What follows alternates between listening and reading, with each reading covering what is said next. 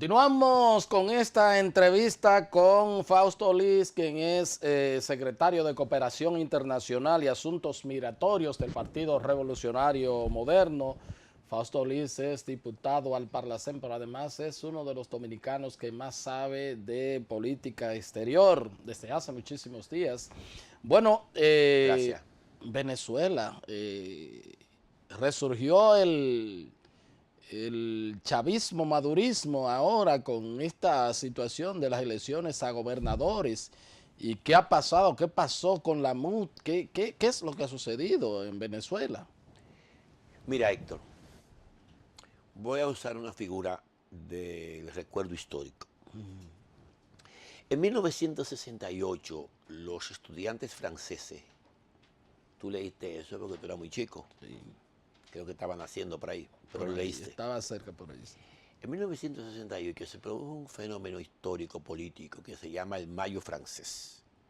Los estudiantes tomaron a París y aquello fue la debacle política de Charles de Gaulle, el héroe de la Quinta República, ¿no? Claro. El hombre que liberó a Francia, que le devolvió su dignidad y su honor, arrinconado políticamente, socialmente, por la juventud universitaria de París. Sí. Aquello fue un ejemplo y citó otros modelos de insurrección en Checoslovaquia, en México, en Santo Domingo, en todas partes se irradió, hizo metástasis social. Y que pedían la salida del presidente de Gaulle, cambios profundos, reformas estructurales. De Gaulle dijo que iba a convocar un plebiscito. Y que si no sacaba el 75% en ese plebiscito, él renunciaba a la presidencia de Francia. Y en consecuencia, le ponía fin a su carrera política. Tú sabes lo que significa, Claro. tú sacar un 75% con un París tomado. Ardiendo. Tuvo que convocar inclusive las fuerzas militares que tenía en Alemania como manera de poder mantener la estabilidad y la seguridad. Las fuerzas militares que estaban en Alemania occidental. Recuerda que Berlín había sido colocado en 4 espacios. Y allá había una gran base militar francesa. Pues, concluido Mayo, convoca el plebiscito y cuando convoca el plebiscito saca 74.3. Como no sacó el 75, Francés al fin, orgulloso, en extremo, dimitió. Pero ahí hay un enorme mensaje. ¿Cuál fue? Claro. Los que tenían a París no tenían la mayoría ciudadana. Entonces, algo, estoy guardando la diferencia, ¿no? Claro, entre Maduro y De Gaulle. Claro. No discutamos eso. No hay comparación. Pero los hechos históricos se parecen en parte. Claro. Toman a Caracas, toman 15 o 20 estados de Venezuela, lo encienden, lo más fácil es derrocar un edificio, toma 5 minutos, ¿verdad que sí? Construirlo cuesta ¿cuánto? 2 años, 3 años, 4 años. Blow a blow, ¿verdad que sí? Derrocarlo, tumbarlo es C4 y se cae. O sea, movilizar, encender, quemar goma y razonar cuando hay de sobra todavía más. Yo vi manifestaciones en La Habana en el año 90. En La Habana, manifestaciones. Yo vi la fuerza de seguridad, sin tener que llegar al nivel de la agresión, pero Fidel tenía que hacerle frente y convencer a ese pueblo que había hecho una revolución, que será en Caracas, que no había ese componente ideológico. Bueno, pues llegaba las elecciones, primero no es posible mantener la insurrección en las calles durante 4, 5, 6, 7, un año. Llega un momento en que las propias pobladas se calman en sí mismos, ¿no? Ellos no fueron capaces de ponerle fin a tiempo a ese proceso. Y lo que viene luego es una resaca política, un desencanto político, porque no se consiguen los objetivos. Por la vía de la violencia viene la frustración, el desengaño. Se convoca el proceso comicial. La Mesa de la Unidad Democrática nunca ha representado la totalidad de la oposición. La gente no entiende eso. Ni nunca ha representado la totalidad de los partidos políticos opositores. Recuérdate que el 100% de la oposición no pertenece a los partidos políticos.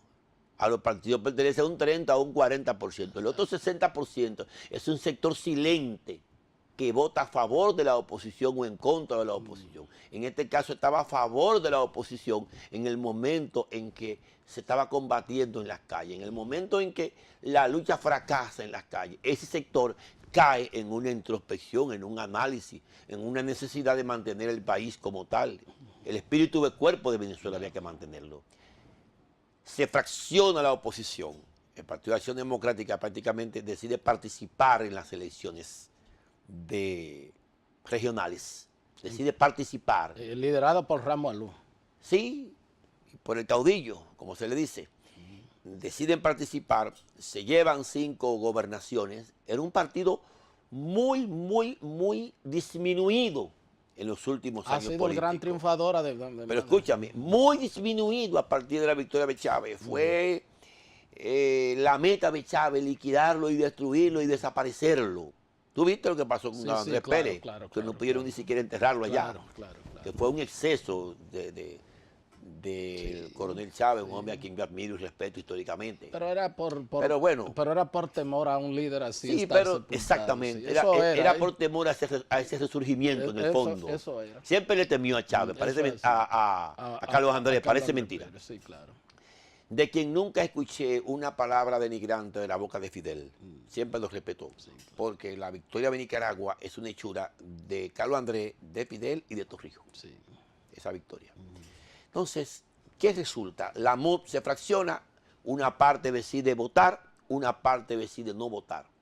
Pero ¿cómo es posible que un movimiento insurreccional que está en las calles, que maneja políticamente un país, no se ponga de acuerdo para algo tan importante? Claro. Bueno, sencillamente, el Partido Socialista Unificado de Venezuela, que es una maquinaria política muy bien organizada, muy bien aceitada, muy bien compactada, con una línea de mando militar vertical, decidió participar con toda la fuerza.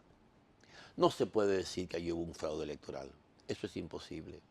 Pueden haber determinadas indelicadezas, pero un fraude brutal no ha habido. Un partido de gobierno. Porque si no, la comunidad internacional lo hubiese denunciado.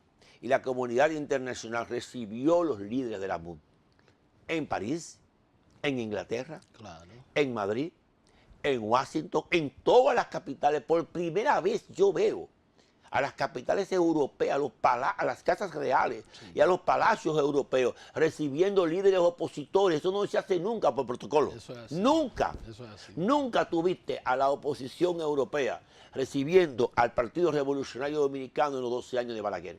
Peña Gómez se reunía con la Internacional Socialista. En ese marco. En ese escenario. Sí, claro. Pero nunca tú lo pudiste ver. En el Palacio Elíseo, sí, haciendo una denuncia contra Balaguer. Ni en el Palacio de Madrid. Con su amigo François Mitterrand. No. Los franceses tenían un límite de protocolo y un código ético que le impedía eso. Claro. Y Peña Gómez sí tenía relaciones para eso, tú lo sabes de sobra. Claro. Eso no se discute. Eso no se discute. De manera que allí no hubo un fraude, allí hubo una división de la oposición, se hizo pública ahora. Esa división todos sabemos que viene articulándose desde hace mucho. Claro. Desde que liberaron de la prisión de Ramo Verde al líder opositor, a Leopoldo, que tiene una contradicción con un sector de la MUD. Pero ahora, ahora queda reducido Capriles también. Ahora queda reducido Capriles, que es el gran perdedor, sí, ¿comprende? Y allí, lógicamente... Pero Ramos Alú, bueno, Acción Democrática, digámoslo así... Creo que se está disputando otra gobernación. Sí, una quinta gobernación. Está con márgenes muy pequeños, sí, que la puede ganar Acción Democrática, sí, también. Que tremenda gobernación, sí, en términos territoriales es la más grande. Sí. ¿Qué quiere decir eso? Al interior de la MUD hay una confrontación política de los viejos partidos del sistema, sí, ¿comprende? Con los nuevos actores políticos. Aquella batalla generacional y de intereses se ha iniciado y el gobierno del presidente Maduro, inteligente, necesitado de legitimidad política. Capitalizó eso. Oye la palabra, necesitado de legitimidad política. Arrincona a sus contrarios y le coloca un gol victorioso, llevándose 17 o 18 gobernaciones, lo cual es un preludio de lo que viene en las elecciones del próximo año. Y Ramos Alú, ante un cuestionamiento que hace el secretario general de la OEA, el más pésimo de toda la historia que ha tenido y mucho malos que ha habido, dice Ramos Alú que no, que eso es una exageración de ese No solamente eso, sino que ya el secretario general de la OEA tiene muchos problemas al interior de su propio partido en Uruguay, del Frente Amplio. Ya ni siquiera su presidente, José Mujica, del cual él fue el canciller se identifica con su metodología. Sí. Por eso cada día la OEA se fue quedando más en soledad, más en soledad. Él ha tomado eso como un asunto personal. Se vislumbra en términos muy visibles, muy palpable, que es en términos no orgánicos, sino personal, porque la OEA fracasó en todas sus intenciones. Claro.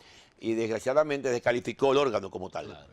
Ahora, yo pienso que el presidente Maduro, a quien yo le envío mis felicitaciones al Partido Socialista Unificado de Venezuela, con quien tenemos relaciones bilaterales a través del Foro de Sao Paulo y a través de otros espacios políticos, le quiero decir que sea humilde en la victoria, que sea humilde en la victoria. Él ha dicho que y además que sepa manejar ese capital político, que no lo disperse. Acaba de plantearle a Ramos Alú y al presidente actual del Parlamento, a Borges le acaba de plantear un diálogo televisivo, y que lo vean todos y que vayan a conversar. Yo pienso que restablecer la mesa de diálogo de Santo Domingo será vital para ellos. Esa propuesta de diálogo que el presidente Medina le colocó, le tendió, es un puente que no debe sobrecerse. Ninguno de los sectores, porque tampoco la oposición ahora puede atrincherarse porque ha salido debilitada. No, la oposición y la gran campaña mediática internacional. Eso es así, brutal. Esa es la más derrotada de todas. Sí. La gran campaña mediática que se quedó sin razón para poder seguir arrinconando. Ya el tema de Venezuela no podrá ser noticia en la dimensión en que estaba siendo analizado. Ya hay que revisar el discurso, porque es que van dos derrotas. La de la Asamblea Constituyente, cuando votaron 8 millones, ¿no?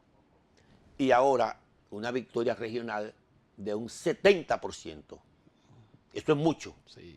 Y otra cosa que tú no has analizado, el porcentaje de votación, que fue muy alto para unas regionales, más de un 60%. Muy alto.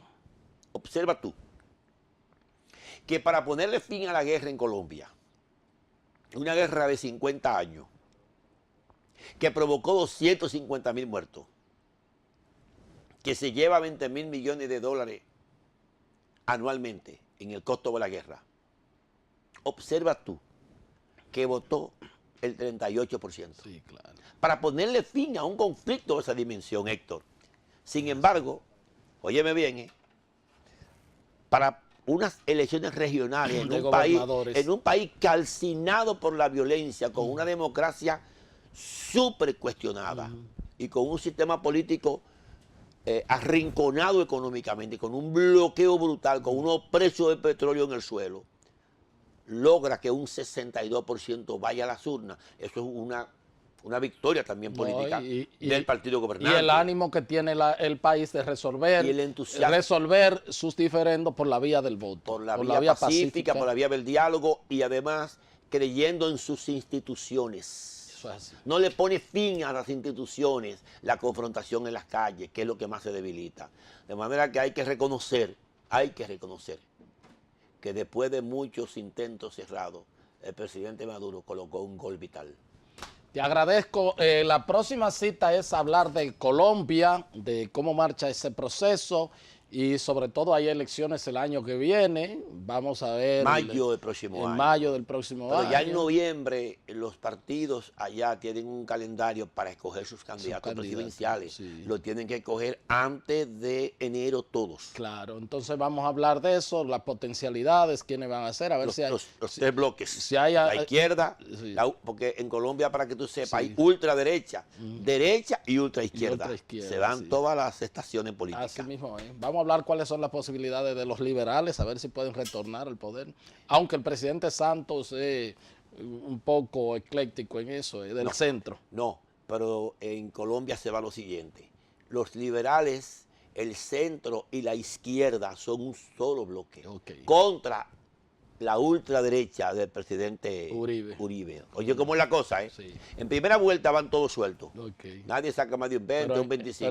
Pero en segunda vuelta, entonces, todo contra el uribismo, inclusive las FARC. Eso lo vamos a analizar en la próxima entrevista. Gracias a ustedes por haber estado con nosotros y será pues hasta otra entrega de su programa de Entero Crédito. Hasta entonces.